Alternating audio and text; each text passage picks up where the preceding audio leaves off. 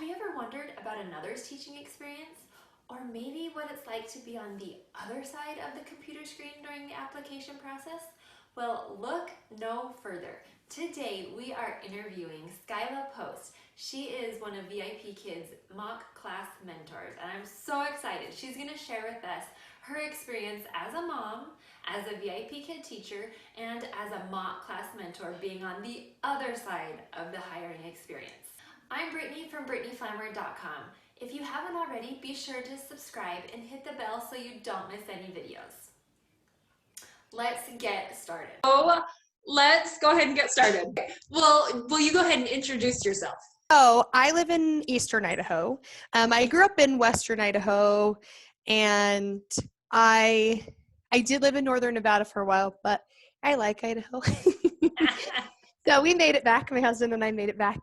And so for my immediate family now, it's my husband and myself and our 5 girls. And how old are your girls? So my oldest just turned 7 in January, and then my second will be 6 in June. So it's May right now, so soon. And then my twins will be 4 next week, and then my baby turned 2 last week. And then I have my bachelor's degree is in child development, so that comes in handy with VIPKid and with my children. And then where I went to school, instead of a minor, we could do what they called, it's kind of like 2 emphasis, but they call them clusters. So I basically did like an emphasis in dance and an emphasis in culinary arts. So Okay. everyone's like, so you played? I'm like, my cooking classes and stuff were kind of hard. But so, yes, I've done a lot of things. My associate's is in general studies. And how long have you been teaching for VIPKid? So I just signed my 8th contract. Oh my goodness. Yeah, so I'm rounding out 4 years in November. Yeah, so I remember hitting 10,000 teachers with VIPKid, 15,000 teachers. I didn't even know it was that small until I learned, like, oh, we just hit 10,000 teachers. I was like, oh, I didn't know I was under that number. But I remember hitting 10, 15, 20, 50, 100. So you're like a veteran professional. Yeah, it was just interesting because they had the biggest growth about 2 to 6 months after I started. So I saw it go boom. That's crazy. crazy. I think that's the biggest growth they ever had was the beginning of 2017, and I watched all of that happen. You teach for other companies, don't you? Or have you? Yeah, so I started out just VIPKid. And 6 months later, I became a mock class mentor, which we can talk about that in a little bit. And then about a year and a half later, I did start with Go Kid, only because I was really doing well with VIPKid, and I hadn't planned on branching out at the time. However, they were offering some really great new teacher incentives, and they were offering higher starting out pay if you had experience, and they're offering some good incentives just for new teachers and for referrals. So I was like, I'll give it a shot. And so I did fairly well my first 6 months with them because I jumped on, got bonuses, referred some teachers, got a higher pay with them hourly. And so I did that for a while, but I did dial it back and went kind of mostly back towards VIPKid work. And then just the last couple of weeks, I've been kind of looking into some different options because I want to offer working from home for people without a degree. And I want to offer that. Yeah. So I just started out with Palfish, and then I learned about OutSchool. So I just finished that process this week. So I just submitted my first course, and I have not taught it yet. I'm planning on kind of looking into both and kind of comparing and seeing what would be, I think, most beneficial for people that I'm helping, as well as where there's kind of a need. So we'll see kind of how it goes. But my main focus is still teaching VIPKid classes and doing mock classes, but I'm excited to kind of see Yeah. opportunities there are and what I can share with other people so they can find what works for them. So how much do you work? How much do you teach? It depends on life. So something that I found very quickly with having young children. So when I started VIPKid, I had a 3-year-old, a 2-year-old, and 5-month-old twins. And I was thinking, I have no idea if I can do this, but I want to help my family financially. And nothing else made sense because I can't, I thought, how in the world can I go to work and make minimum wage and then the babysitter takes all my money? I said, I can't do the math and make it work because 4 is a lot to pay for a babysitter. And I wanted to be home, and the idea of being able to work while they were sleeping was very appealing to me. So I just thought, oh, well, I'll just apply. Oh, I'll just do the interview. Oh, I'll just open up my schedule. Oh, I'll just open it up a little more. And it kind of snowballed from there. But I've done all kinds of things with my schedule because I knew like the twins would wake up and need to eat. So I would do like a few classes and then schedule myself an entire half hour to an hour break, go deal with babies, and then I'd go back to teaching. So every couple of months I kind of adjust a little bit based on when nap time was, because I could do mock classes during the day. So for a long time, I just did it for a couple of hours during nap times. I don't have consistent nappers now, so that doesn't work. So I kind of am always adjusting. I've done anywhere from 6 hours a week to 47 hours a week. Like it really depends on my need. It depends on my family need, or it depends on if I need to be mom. So I've done all the things.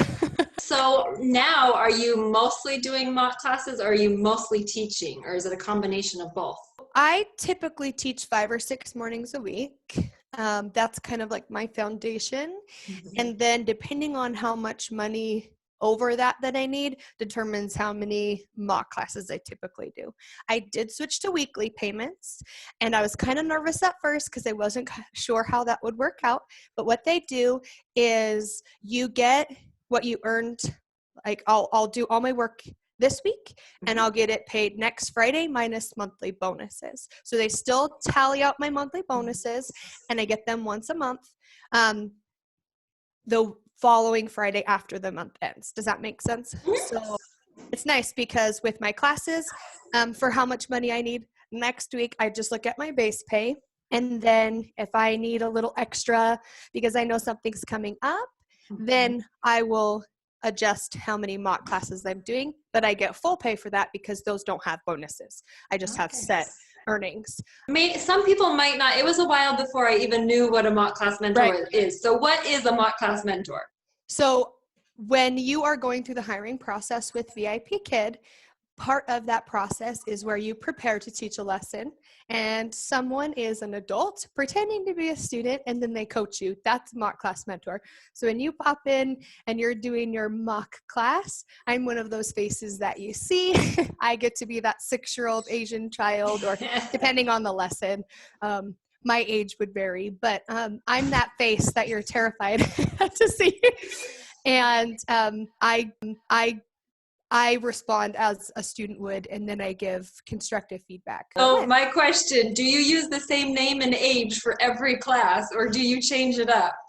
I'm always teacher Skyla. I know that mentors have they'll do fun student names like banana or tree or apple because we know students will do that. I'm just Skyla every time. No one calls me that. Everyone calls me Skylar 99% of the time. I don't correct them. They're too nervous. But I always get excited when I actually get called Skyla. But I do Skyla every time. Lower level mocks, I either do 6 or 7 years old. And one of the lessons for upper level, I'm 9, and the other one, I'm 11. So I'm consistent with what I do in my role for my age. But how I respond changes based on what I'm getting from the teacher. I try to respond the same way a student would. If something's missing, I try to look confused. I really try to be helpful in my role. I'm not trying to trick them. I'm trying to model what a student would do in that moment. What is the hardest part about being the mock class mentor? I think you're doing a lot of things at once. So you have your student role, which is one aspect, but then you're taking mental or written or physical notes and you're grading and assessing them. But I think one of the hardest parts is when you go to give that verbal feedback. We do, of course, we give constructive feedback. We tell them things they did well on, because we need to know everyone is thinking about the things they did wrong. So I always love to start with the things that they did well or right, and then talk about things we can work on. The hardest part is I want to give them all the things, and I only have about 10 minutes for feedback. So that's the hardest part, is wanting to help someone and really coaching them, but giving them what they can handle at that moment or what they need the most. Because when someone's talking to you, you can only take in about 20% at a time. Yeah. So I really, in that moment, okay, I've just finished my student role. I've been taking notes. I'm looking at my grading sheet. And now, right now, what's the most important thing I can give to them that they can handle? Because if I give too much, it's not helpful. So what is your favorite part about being a mock class mentor? I like the feeling of helping people. And so when you can see something click and they just get it, that's probably the best part, when they're realizing, oh, it's just the learning curve. I can totally do this. Or you say something in a certain way and it just registers really well with them. I think that's probably the best part, when you're like, yes, in my little moments of helping, I can see that it really did help you. I wish that we could like stay in touch with them, because that's one of the hardest things, is wanting to help someone so bad and you only get that little time window and then you never see them again. And I'm thinking, but I want to help you more. So you do the mock class. Do you do anything else as a mock class mentor? No, we just conduct mock classes. I mean, we do a lot of training to do that within student role, within grading, written feedback. I mean, we have trainings on all the things. And of course, they're always trying to improve how we grade certain things or how we teach certain things. So there's a lot of training with just adjustments and improvements that are constantly being made. So it's a lot.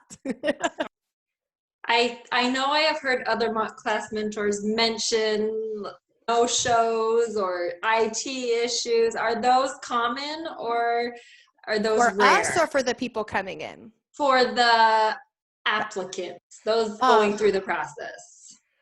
So cancellations, no-shows, and ITs are a lot higher than you'd anticipate. Okay. A lot higher than you'd anticipate. I'm trying to think. For the past several months, my applicant show-up rate was probably between 40 and 60%. It kind of varies. I think part of it is because sometimes people get nervous and then at the last second they don't come. We never know that we're going to have IT issues until we're in the moment. And sometimes we don't have one on a first mock, but we do on a second. So it's kind of, sometimes technology is not our friend. But also, I believe sometimes they'll get a reminder email an hour before, and that either motivates people to show up or terrifies them and they reschedule. So there's just a big variety. Once in a while, people will come in late because they were in the practice classroom and got nervous and forgot they were supposed to switch into the mock classroom. But usually if they're there, most people are there ready and waiting. But yeah, I think 60% is the highest as scheduled, not cancellation, not at T, that I've personally experienced, is 60% of the time they're there. Wow. And we do it. Yeah. What are your favorite levels for teaching?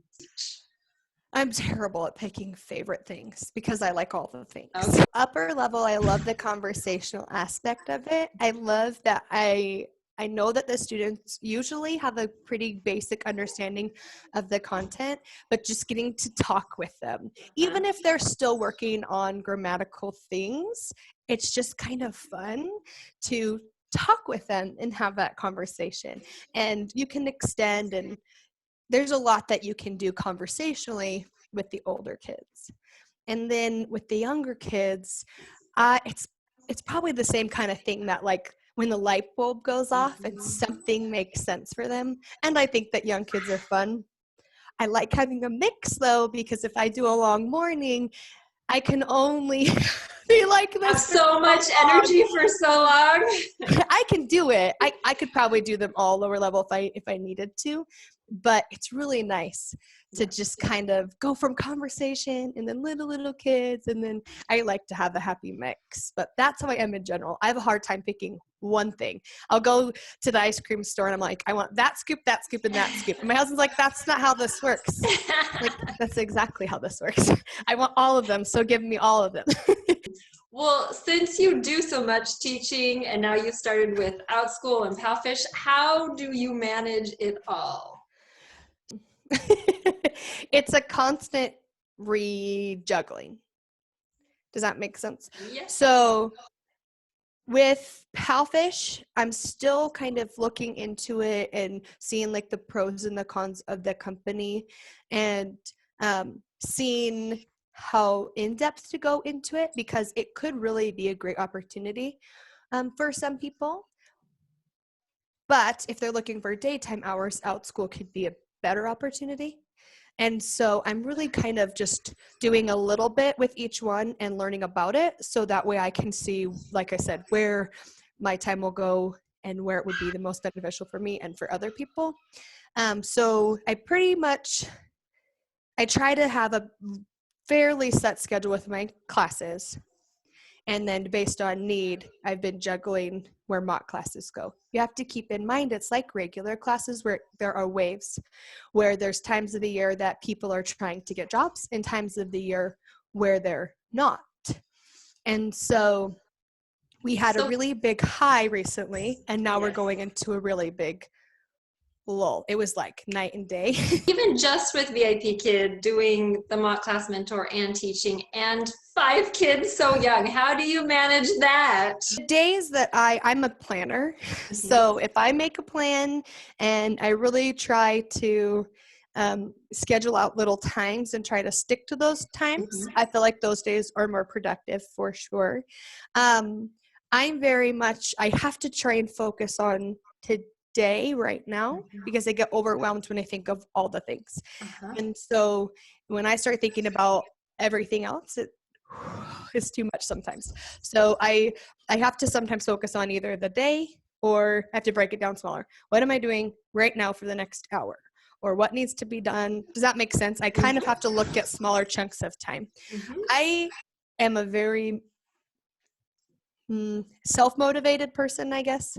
I like to get things done. I like to have things done. I definitely think that helps. But when you look at what do I need to happen, like how much money do I need to make, then I make sure that that's happening. Does that make sense? So that's definitely a motivating factor. Money is a motivating factor. But with my kids, I think it's with all moms. You're always going to be overwhelmed. There's always going to be laundry. There's always going to be something to clean. There's always a lot of things. So I have my moments where I'm like, and I binge watch TV for a little bit because I just need to unwind. And there are moments where I'm just like, boom, boom, boom, boom, boom. It's done right now. So I think it's the same way that we all do it. Whether you have 1 kid or you have 5 kids, you're at your max. And I always have one more than what you want, what you can handle. So I had 2 little kids at the time, and I read an article from a woman who had like 5 or 6 children. And this really has stuck with me. She talked about how when you have a child, you're at your max and you're drowning. You feel like you're drowning. And you have another one and you're definitely drowning, but you get to a point where you're okay. You make it work. And she said, remember that, because whether you have 1 or 2 or 10, everyone is at their max. Everyone feels the exact same way about their 1 or 2 as you do with your 5 or 6 or 7, because you just have to make it work when there's another one. You don't have another choice. And so ironically, I got pregnant with the twins a couple months after that. And I'm like, maybe that wasn't a coincidence that I read that article, because it was very hard for me going from 0 to 1 or even 1 to 2. I was like, this is hard. This is not what I thought. And I am drowning and I cannot do this. And then I got pregnant with twins. And I was like, whoa. But then I kept telling myself, it's okay. You've done this before. It's okay. You can do it again. And because I unintentionally walked myself through it, it was 10 times easier for me going from 2 to 4 than it was from 0 to 1 or 1 to 2 mentally. Now, was it easy? No. Do twins get any easier? No. They're just, I'm like, oh, well, now they're 3. That's hard. 2 3-year-olds. Oh, now they're going to be 4. Like, it doesn't get easier, it just gets different. I think it's that way with 1 or 2 or 12, like I said. So that's something I really try to go with. But you have to realize everyone has their moments. Everyone has life and trials and emotions and all the things. But this is something I always say. So I actually, for the last 2 years, I've been teaching a group fitness class a couple hours a week. That was my like getaway thing I've been doing. And I always say, even if it's, as long as you're trying, even if it's 3 steps forward and 2 steps back, you're 1 step farther than you were. And so it's the exact same thing. It doesn't matter if it's work or being a mom or trying to balance your time, as long as you're making an effort. And that's usually how it works. Awesome. Well, thank you for sharing that. I love it. One last question. Okay. If you could vacation anywhere, where would you go? Anywhere with a hot, like sandy beach. I've been to Hawaii once. I would love for my family to go because I went in college, or anything kind of like that is beachy and sunny. My husband's like, let's go to Alaska. And I'm like, let's go to Hawaii. So you could name any big sunny beachy place and I'd be like, I'll go, take me. Thanks so much for putting up with my terrible audio quality. Apparently you need to put the headset USB plug into the correct port that works. That helps. But thanks for putting up with my bad audio. I hope you enjoyed this interview and getting to know Skyla a little bit better. If so, be sure to give it a thumbs up and to share it with anyone else you think that might be interested. In the comments down below, be sure to let me know who else you'd like me to interview, who you'd like to hear from, or if you have any additional comments for Skyla. Her contact information will be in the description box below. Thanks so much. See you next time.